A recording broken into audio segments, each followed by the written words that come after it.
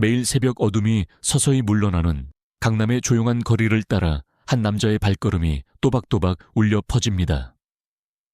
올해로 7, 8세가 된 박정호 씨는 10년째 하루도 빠짐없이 아침 걷기를 실천해 오고 있습니다.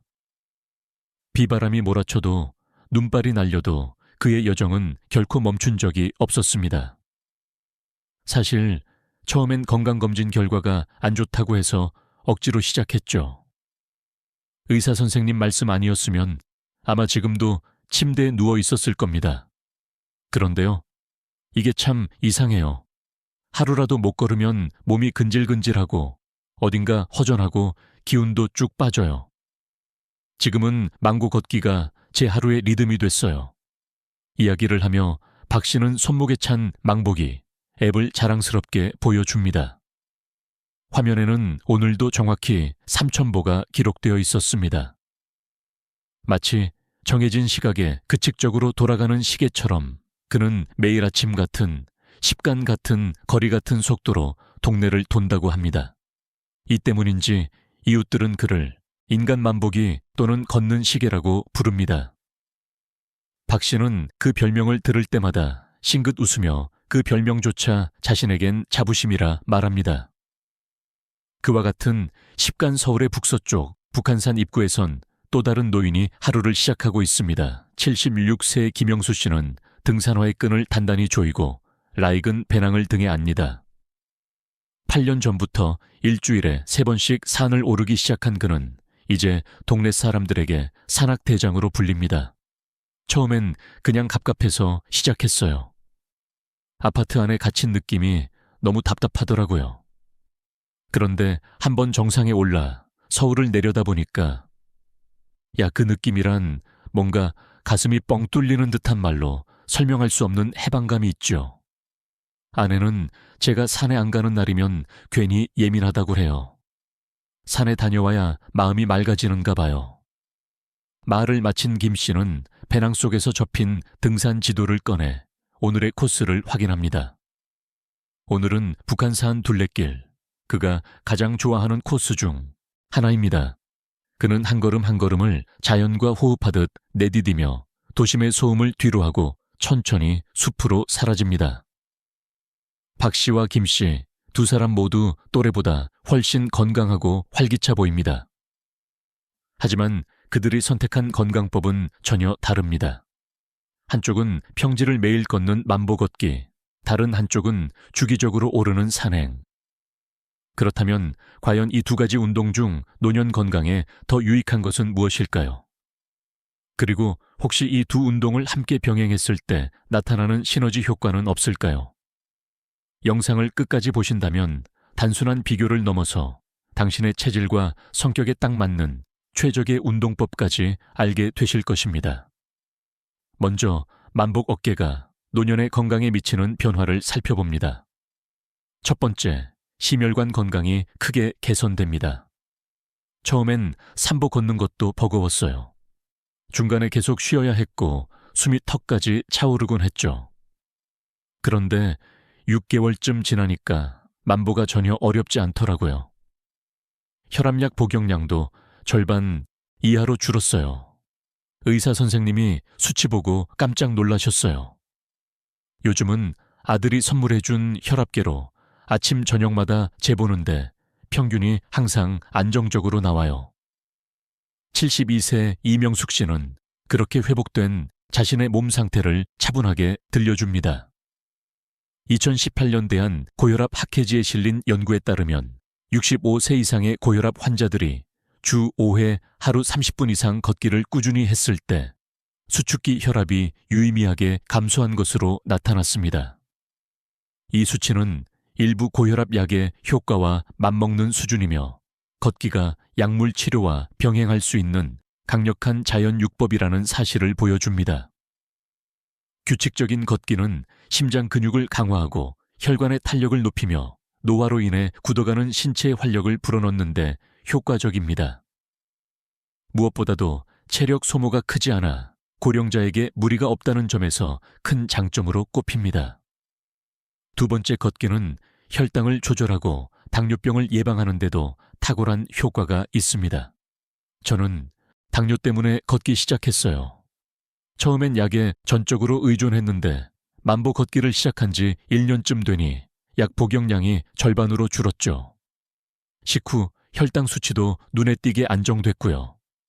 주치의 선생님께서 걷기가 때론 인슐린 주사보다 효과적일 수 있다고 말씀하시더라고요.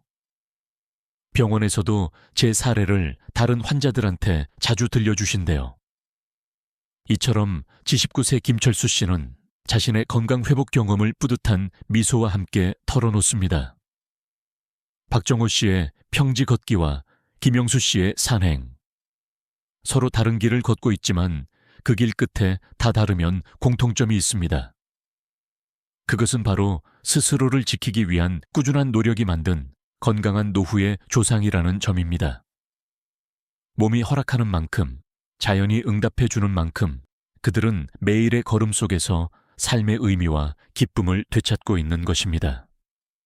2017년 연세대학교 세브란스 병원 당뇨병 센터에서 발표한 한 연구는 노년의 건강관리에서 걷기가 얼마나 강력한 도구가 될 수 있는지를 명확히 보여주었습니다.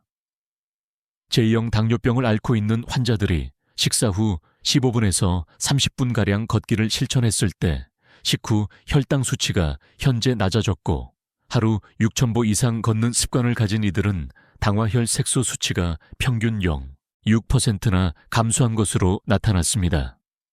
나이가 들면 몸의 변화는 조용히 그러나 확실하게 다가옵니다. 특히 근육량이 자연스럽게 줄어들면서 혈당을 안정적으로 조절하는 것이 점점 더 어려워집니다. 그러나 꾸준한 걷기는 그 흐름을 되돌리는 힘을 가집니다. 걷기를 통해 근육은 에너지를 더 효율적으로 사용하게 되고 이는 곧 혈당 조절 능력의 눈에 띄는 향상으로 이어집니다. 세 번째로 주목할 점은 바로 뇌 건강과 기억력 유지입니다. 요즘 친구들이랑 모이면 다들 깜빡깜빡 하는데 저는 어쩐지 기억이 또렷하대요. 시장에 가도 메모 안 해요. 뭐 사야 하는지 머릿속에 쫙 정리되어 있거든요. 다들 비결이 뭐냐고 묻죠. 제 대답은 하나예요. 매일 걷는 거예요. 걸으면서 생각도 정리되고 동네도 눈에 잘 들어오고 그러다 보면 머리가 맑아져요. 아, 손주들은 저더러 동네 GPS라 그래요. 어디에 뭐가 있는지 제가 다 아니까 77세 이금자 씨의 이 말에는 노년의 자부심이 고스란히 담겨 있습니다. 실제로 2022년 서울대학교 의과 대학신경과 학교실에서 발표된 연구 결과는 그녀의 말을 뒷받침합니다. 주 3회 이상 한 번에 40분 이상 걷는 습관을 가진 노년층은 그렇지 않은 이들보다 경도 인지장애로 진행될 확률이 무려 46%나 낮았다는 것입니다. 걷기 운동은 뇌 혈류를 증가시켜 산소와 영양분을 보다 원하게 공급하며 동시에 BDNF라는 신경세포 보호 단백질의 분비를 촉진시켜 기억력을 담당하는 뇌 부위를 건강하게 유지해 줍니다. 네 번째로 걷기는 뼈, 건강과 관절의 기능 유지에 큰 역할을 합니다. 골다공증 진단받았을 때는 정말 무서웠어요. 혹시라도 넘어져서 뼈라도 부러지면 혼자 못 사는 거잖아요. 의사 선생님이 매일 걷기를 권하셨고 그때부터 하루도 안 빼고 걸었어요. 몇 달 지나고 다시 검사했더니 골밀도 수치가 눈에 띄게 좋아졌대요. 요즘은 손주를 안아 올리는 것도 걱정 없어요 이렇게 말하는 75세 최영자 씨의 얼굴엔 반도감과 자신감이 공존합니다. 2021년 경희대학교 의과대학 가정의학과가 실시한 연구도 이를 증명합니다. 65세 이상 여성들이 하루 30분 이상, 주 5회 이상 걷기를 지속했을 때 골밀도 감소 속도가 비활동 그룹에 비해 무려 27%나 늦춰졌다고 합니다. 게다가 걷기는 관절에 무리한 충격을 주지 않으면서도 적절한 자극을 제공하여 연구를 튼튼하게 하고 관절의 움직임을 부드럽게 유지해야 하는데 큰 도움이 됩니다. 2020년대 한 유마티스 학회가 발표한 또 다른 연구에서는 하루 6,000보 이상 걷는 퇴행성 관절염 환자들이 평균적으로 25, 5%나 통증이 감소했다고 보고했습니다. 이처럼 걷기는 단순한 이동수단을 넘어서 노년의 건강을 지키는 가장 기본적이면서도 강력한 처방이 되고 있습니다. 하지만 걷기 외에도 많은 어르신들이 또 다른 방식으로 활력을 유지하고 있습니다. 그중 하나가 바로 등산입니다. 이제 등산이 노화된 몸과 마음에 어떤 긍정적 변화를 가져다 주는지 살펴보겠습니다. 첫 번째는 심폐기능에 눈에 띄는 형상입니다. 전에야 계단 몇 층만 올라가도 숨이 턱 막혔죠. 근데 산을 타기 시작하고 1년쯤 지나니까 이제는 손주들이랑 놀아도 컸드네요. 우리 아들이 그러는데 제 폐활량이 자기보다 낮았대요. 건강검진 때 의사 선생님도 제 폐 나이가 실제 나이보다 10년은 젊다고 하셨어요. 전 이게 다 등산 덕분이라 생각해요. 이렇게 말하는 74. 세정동훈 씨의 눈빛엔 자신감이 가득합니다. 2019년 고려대학교 스포츠의학연구소에서 진행한 연구는 정 씨의 최간 변화에 과학적 근거를 더합니다. 주 2회 이상 등산을 꾸준히 한 노년층은 일반 노년층보다 최대 산소 섭취량이 평균 18%나 높았으며 이는 곧 심폐기능이 훨씬 더 효율적으로 작동하고 있다는 뜻입니다. 이러한 결과들은 말해줍니다. 운동은 단순히 몸을 움직이는 것을 넘어 삶의 질을 새롭게 정리하는 행위임을, 그리고 노년의 시간은 결코 정체의 시간이 아니라 올바른 습관과 실천을 통해 얼마든지 다시 빛날 수 있는 시간임을 말입니다. 매일 걷는 이들, 산을 오르는 이들 모두는 그 사실을 몸으로 증명하고 있는 존재입니다. 생물학적 나이를 실제 나이보다 5세에서 많게는 7세까지 젊게 유지하는 효과. 그것이 바로 등산이 몸에 남기는 변화 중 하나입니다. 오르막과 내리막을 반복하는 산행은 단순한 걷기와는 차원이 다른 운동 강도를 요구합니다. 평지에서 걷는 것과 달리 산을 오르며 심장은 더 빠르게 뛰고 폐는 더 깊고 규칙적으로 움직이게 됩니다. 이로 인해 심폐기능은 점점 더 강력하게 단련되고 활기찬 삶을 뒷받침하는 에너지원이 됩니다. 두 번째로, 등산은 하체 근력과 균형 감각을 동시에 끌어올리는 전신 운동이기도 합니다. 예전에는 계단 몇 개만 올라가도 다리가 덜덜 떨려서 병원을 들락거렸어요. 무릎도 자주 아팠고요. 그런데 지금은요, 3시간씩 산을 타도 문제 없어요. 무거운 등산 가방도 메고요. 특히 내리막길 내려올 때 중심을 딱 잡고 내려올 수 있게 됐죠. 아마 무릎 주변 근육이 튼튼하게 자리 잡았기 때문일 거예요. 전엔 무릎 보호대 없인 외출도 힘들었는데 요즘은 그런 거 없어도 끄떡없어요. 70세 이영숙 씨는 말하면서 그간의 자신이 겪은 신체적 변화를 담담히 그러나 자랑스럽게 털어놨습니다.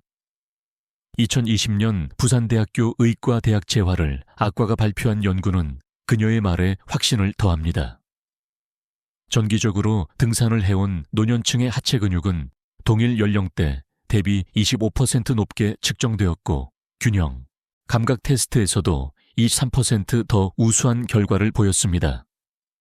등산은 울퉁불퉁한 흙길과 경사진 바위를 오르내리는 과정에서 자연스럽게 근육을 자극하고 중심을 유지하는 능력을 끌어올립니다. 특히 내리막길은 발목과 무릎을 지탱하는 근육들을 강하게 단련시키기 때문에 낙상의 위험을 실질적으로 낮추는 효과가 큽니다. 실제 한국노인체력지수 조사에서도 등산을 하는 어르신들의 낙상 위험이 평지만 걷는 분들에 비해 무려 32~33%나 낮게 나타났습니다.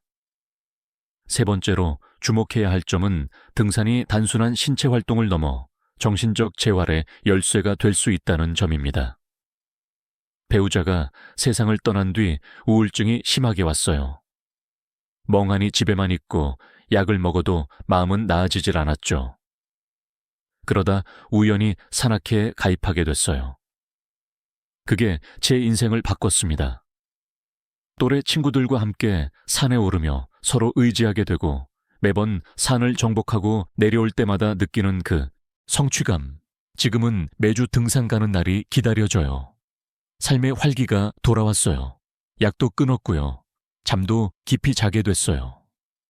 아침에 눈 뜨면 오늘은 어떤 산을 오를까 생각하는 것만으로도 기분이 좋아져요. 8777. 새 최병철 씨의 진심 어린 고백은 등산이 단순한 운동을 넘어 마음의 쉼터가 될 수 있음을 보여줍니다. 2021년 서울대학교 의과 대학정신건강의학과에서 진행한 연구는 그 경험을 뒷받침합니다. 자연 환경에서의 신체 활동은 실내 운동보다 우울증상을 완화하는 효과가 35% 더 높았으며 여러 사람이 함께하는 집단 운동은 노령이 우울증 발병률을 48%나 감소시킨 것으로 나타났습니다. 이는 단순히 몸을 움직이는 차원을 넘어 자연과 사람 사이에 교감이 가져다주는 회복의 힘이라 할 수 있습니다. 이와 같은 효과는 자연치유력 또는 산림요법이라 불립니다. 국립산림과학원에서 발표한 연구에 따르면 숲이나 산에서 일주일에 2번 이상 시간을 보내는 것만으로도 스트레스 호르몬인 코르티솔의 수치가 평균 15사 20% 줄어들고 기분 상태가 긍정적으로 변화한다고 밝혔습니다. 그 중에서도 등산은 혼자가 아닌 여럿이 함께하는 활동이기 때문에 사회적 고립감과 외로움을 덜어주는데 특히 효과가 크다고 합니다. 네 번째는 면역력의 강화와 감염질환 회복력의 향상입니다. 전에는 감기 한 번 걸리면 몇 주는 기본으로 알았어요. 기침이 안 먹고 몸이 늘어지고. 그런데 산에 다니기 시작한 이후로는 감기도 거의 안 걸리고 걸려도 금방 낫더라고요. 리사 선생님이 면역력이 확실히 좋아졌다고 하시더군요. 73세 김정식 씨의 목소리에는 자신감과 감동이 함께 담겨 있었습니다. 2020년 연세대학교 세브란스 병원 연구팀에서 발표한 논문에서는 중강도의 산행이 노년층의 면역세포 활동을 활성화시키며 바이러스나 세균에 대한 방어 능력을 크게 향상시킨다고 밝혔습니다.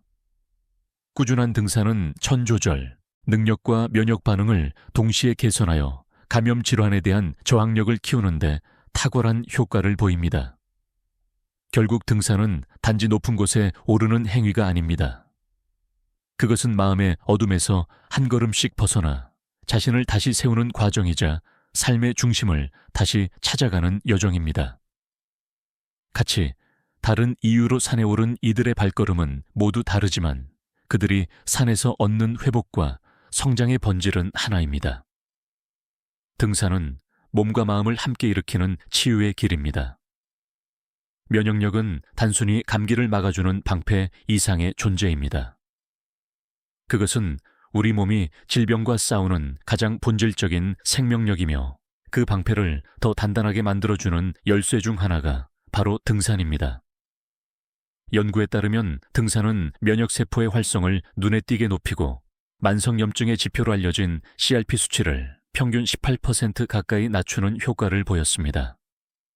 산의 맑은 공기는 단지 상쾌함에 그치지 않습니다.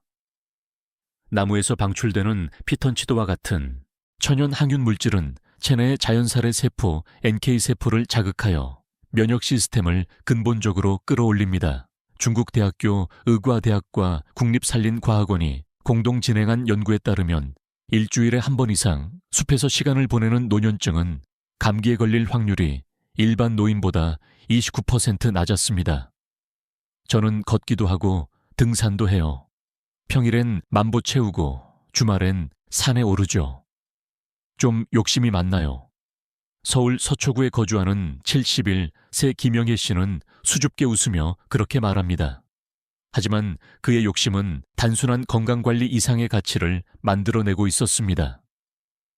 최근 서울대학교 노아 고령사회연구소가 65세 이상 어르신 사학 X2명을 2년 동안 추적 조사한 결과 평지 걷기와 등산을 병행한 그룹이 단일 운동 그룹보다 훨씬 더 뚜렷한 건강 개선을 보인 것으로 밝혀졌습니다. 원래는 걷기만 했어요. 그러다 의사 선생님 권유로 산도 오르기 시작했죠. 재미있게도 산을 타고 나니 평지 걷기가 더 쉬워졌고 평소 망고 걷기 덕분에 등산할 때 체력도 좋아졌어요. 서로가 서로에게 힘이 되어준 거죠. 게다가 성격도 달라졌어요. 예전엔 하루 종일 TV만 보다 잠들곤 했는데 지금 경치 보며 걷었고 모임에서 친구들과 대화 나누는 게 너무 즐거워요. 손주들도 할머니 요즘 왜 이렇게 젊어졌냐며 깜짝 놀라요.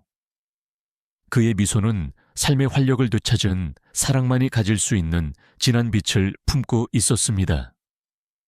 연구 결과에 따르면 이 두 운동을 병행한 노년층은 단일 운동군보다 심폐기능이 16% 향상되었고 하체 근력은 20% 증가했습니다.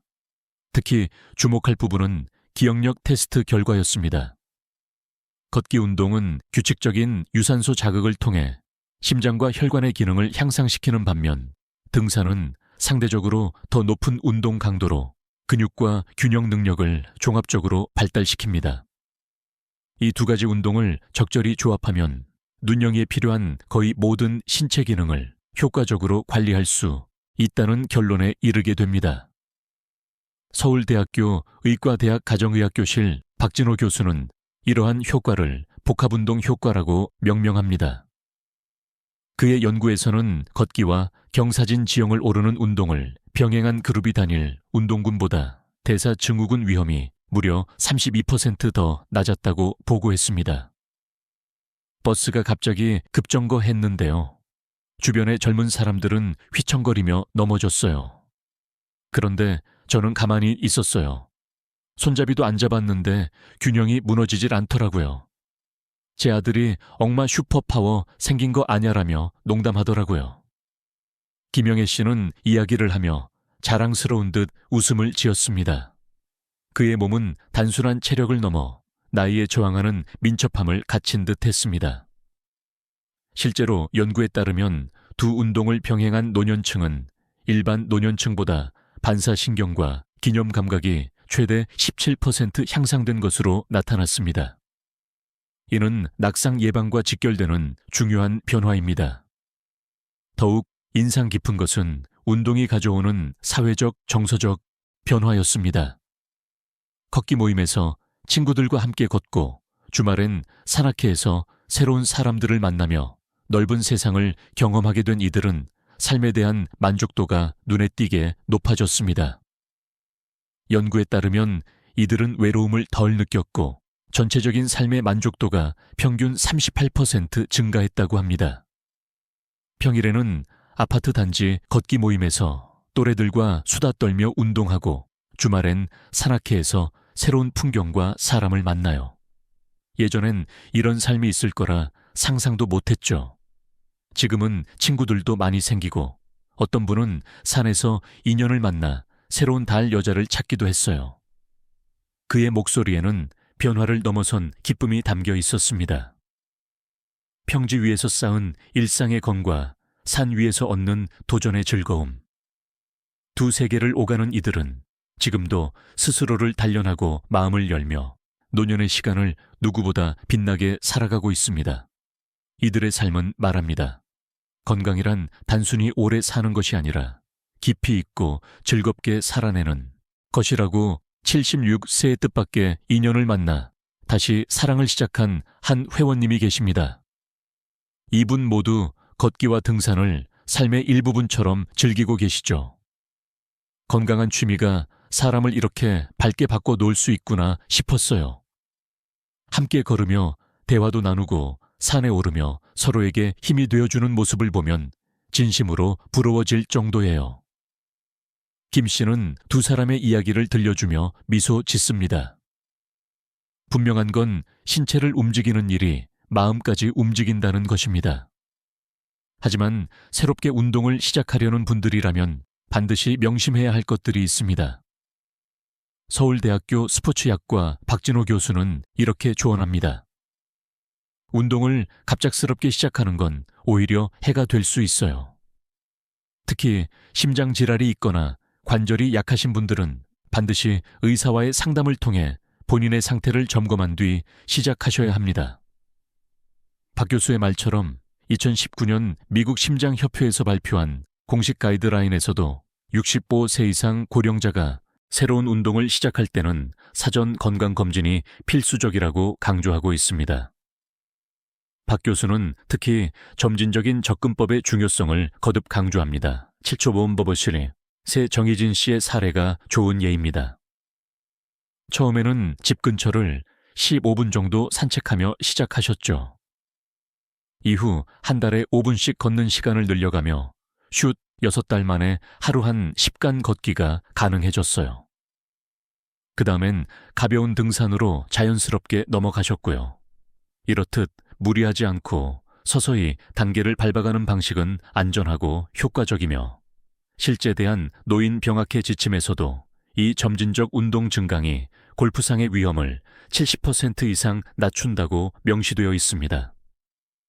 운동은 해결적인 것이 아닙니다. 각자의 몸 상태와 취향에 맞춰 내게 맞는 운동을 찾는 과정이 우선 되어야 합니다. 67세 박미영 씨는 처음엔 등산을 시도했지만 무릎 통증이 심해져 도중에 포기했습니다. 그 뒤 평지 걷기로 전환했더니 통증도 줄고 지속하기도 쉬워졌죠. 반면 72세 김영철 씨는 반대였습니다. 평지 걷기가 단조롭게 느껴져서 자연 풍경을 벗삼아 걷는 등산으로 바꾸었고 그 뒤로는 오히려 운동이 즐거운 시간이 되었다고 말합니다. 무엇이든 꾸준함이 생명입니다. 즐겁게 지속할 수 있는 운동을 선택하는 것이야말로 진정한 건강관리의 시작이죠. 관절 건강 또한 반드시 고려해야 할 요소입니다. 무릎이나 고관절에 불편함이 있는 경우라면 처음에는 걷기부터 시작하고 상태가 호전되면 서서히 등산을 시도해보는 방식이 권장됩니다. 반면 심폐기능이 약화되어 있는 분들은 무리 없는 경사로부터 시작하는 등산이 더 효과적일 수 있습니다. 박 교수는 이렇게 설명합니다. 만보 걷기는 관절에 주는 부담이 적고 날씨나 장소에 크게 영향을 받지 않기 때문에 꾸준히 실천하기 좋은 운동이에요. 특히 심장 건강이나 혈관 혈당 관리에 탁월한 효과가 있죠. 반면 등산은 더 높은 운동 강도로 폐활량을 키우고 하체 근육을 강화하는 데 뛰어나며 무엇보다 자연 속에서 정서적 안정감까지 얻을 수 있는 장점이 있습니다. 두 운동 모두 훌륭한 선택이라는 박 교수의 말처럼 핵심은 자신에게 어떤 운동이 잘 맞는지를 찾는 데 있습니다. 만보 걷기를 선택한 분들의 이야기를 들어보면 대부분 시간과 장소의 제약이 적다는 점을 장점으로 꼽습니다. 도심 속 생활에 잘 맞고 특별한 장비 없이 일상 속에서 자연스럽게 실천할 수 있기 때문입니다. 특히 관절이 약한 분들이나 일정이 유동적인 분들에게는 가장 이상적인 운동이 되기도 합니다. 장 보러 갈 때도 병원 갈 때도 친구 만나러 나갈 때도 그냥 걸어 다니면 되는 거잖아요. 특별히 운동하겠다고 각오하지 않아도 되니까 오히려 꾸준히 하게 되더라고요. 비 오면 가까운 쇼핑몰 실내에서 걷고 눈 오면 지하철역에서 걷고요. 핑계댈 틈이 없어요. 77세 이금자 씨는 생활 속 걷기의 매력을 이렇게 말합니다. 꾸민도 없고 준비도 필요 없는 가장 소박하지만 강력한 운동, 그것이 바로 걷기입니다. 건국대학교 의학전문대학원이 2021년에 진행한 연구에서도 이런 일상 걷기의 힘을 확인할 수 있었습니다. 도시거주 노년층의 건강 습관을 분석한 결과 의도적인 운동보다 일상에 자연스럽게 스며든 걷기 습관이 더 꾸준하고 안정적인 건강 유지에 도움이 되는 것으로 나타났습니다. 운동은 하는 것이 아니라 지속하는 것입니다. 그리고 그 지속은 거창한 목표가 아닌 내게 맞는 리듬에서 시작됩니다. 누군가는 산의 정적에서 에너지를 얻고 누군가는 도시의 길목을 천천히 걸으며 건강을 쌓아갑니다. 중요한 건 어떤 방식이든 나를 지치지 않게 하는 길을 찾는 것입니다. 그렇게 한 걸음 또 한 걸음 몸도 마음도 조금씩 단단해지는 길을 걷는 것이죠. 서울대학교의 한 연구팀은 놀라운 사실을 밝혀냈습니다. 주 2, 3회 꾸준히 운동센터를 찾는 이들보다 야외 걷기나 등산을 즐기며 함께 움직이는 그룹의 운동 지속률이 무려 58% 더 높았다는 것입니다. 사람은 혼자보다는 함께 일대 오래 가고 폐쇄된 공간보다는 열린 자연에서 더 자유로워지는지도 모릅니다. 특히 등산을 즐기는 이들은 공통적으로 이렇게 말합니다. 자연과의 교감이 무엇보다 커요. 도시의 소음과 번잡하면서 벗어나 오직 나와 자연만 존재하는 순간을 느끼죠. 그들은 운동의 강도 때문만이 아니라 그 안에 깃든 정신적 여정, 그리고 정상에 올랐을 때의 성취감이 등산을 중독처럼 만들었다고 말합니다. 산에 올라가면 그동안 머리를 짓누르던 고민이 사라져요. 뭔가 막혀있던 문제가 저절로 풀리는 느낌이랄까요. 시원한 바람이 얼굴을 스치고 탁 트인 정망을 마주하면 삶이 다시 보입니다. 저는 등산하면서 삶의 의미를 다시 찾았어요. 이 말을 전한 78세 정재우 씨는 산을 단순한 운동 공간이 아니라 인생의 방향을 되짚는 성찰의 장소로 여깁니다. 더 흥미로운 사실은 만보 걷기를 택한 사람들과 등산을 선택한 사람들 사이에 성격적인 경향 차이도 있다는 점입니다. 서울대학교 심리학과의 분석에 따르면 계획적이고 안정적인 성향의 사람들은 평지 걷기에 매력을 느끼는 반면 변화와 도전을 즐기는 성향의 사람들은 등산에 더 큰 흥미를 가지는 경향이 있다고 합니다. 물론 성격이 곧 운동을 결정짓는 건 아닙니다. 하지만 우리가 어떤 운동을 지속적으로 즐길 수 있느냐는 그 사람이 가진 성향과 삶의 방식과도 긴밀히 맞닿아 있는 듯합니다. 박진호 교수는 이렇게 말합니다. 완벽한 운동이란 없습니다. 누구에게나 딱 맞는 운동이 있는 것도 아니고요. 중요한 건 자신이 즐겁게 무리 없이 그리고 무엇보다 꾸준히 실천할 수 있는 운동을 찾는 거예요. 어떤 분에겐 만보 걷기가 최고의 친구일 수 있고 어떤 분에겐 등산이 삶의 동력이 될 수 있죠. 어떤 분들은 두 가지 모두를 즐기시기도 하고요. 그가 강조하는 것은 운동의 종류보다 지속 가능한 습관으로 만들어가는 힘이 진짜 핵심이라는 것입니다. 2023년 대한노인 병학회지에 실린 연구 또한 그와 같은 결론에 도달했습니다. 눈영이 건강을 결정짓는 데 있어 가장 중요한 요소는 운동의 방식이 아니라 그 꾸준함이라는 것입니다. 어떤 운동이든 시작이 반입니다. 박 교수는 미소를 머금은 차에 말합니다. 오늘이 가장 빠른 날이에요. 처음부터 만보를 채우거나 산의 정상을 목표로 하지 않아도 됩니다. 동네 뒷산에 가볍게 올라보거나 집 앞 골목을 천천히 산책해 보세요. 그 작은 성공의 경험이 쌓이면 자연스럽게 더 멀리 더 높이 오르게 될 거예요. 그는 마지막으로 이렇게 덧붙입니다. 그리고 꼭 기억해 주세요. 나이는 단지 숫자일 뿐이라는 걸요. 서울대학교 노화연구소의 2022년 연구에 따르면 80대에 처음 운동을 시작한 분들조차도 놀라운 건강 개선 효과를 경험한 것으로 나타났습니다. 그 중에서도 눈에 띄는 사례는 83세에 처음 등산을 시작해 2회 만에 85세에 나이로 한나산 정상에 오른 이종학 씨였습니다. 시작이 늦었다는 이유로 주저할 필요는 없습니다. 지금 이 순간 당신의 두 다리가 힘을 주고 한 걸음 내디딜 수 있다면 그것으로 충분합니다. 건강한 노년을 위한 새로운 도전. 지금 이 자리에서 작은 걸음 하나로 시작해 보는 건 어떨까요? 당신의 발걸음이 닿는 곳이 곧 삶이 다시 움직이기 시작하는 출발점이 될 테니까요. 오늘도 끝까지 함께해 주셔서 감사합니다.